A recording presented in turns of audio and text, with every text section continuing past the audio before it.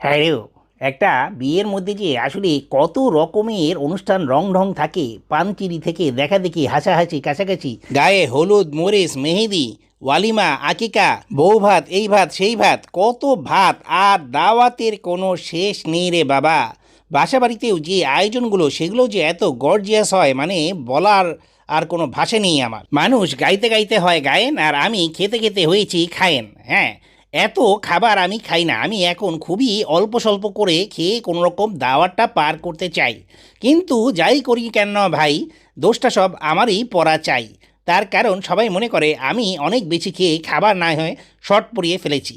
যদিও কোনো জায়গায় এখন পর্যন্ত খাবার শর্ট পড়তে দেখলুম না, কিন্তু এখন আর মন ভরেও যে খাবো সেটাও ইচ্ছা করে না। তারপরও খেয়ে যাই, কারণ খাওয়ার ইচ্ছা থাকুক বা না থাকুক, এই খাওয়ার জন্যই বাঁচা। অনেকেই বাঁচার জন্য খায়, আবার অনেকেই খাওয়ার জন্য বাঁচে। আমি দুটোর মধ্যে কম্বিনেশন করে চলার চেষ্টা করি। আর সব কিছু খাওয়ার পরে একটু ডেজার্ট জাতীয় খাবার খেতে একদম খারাপ লাগে না।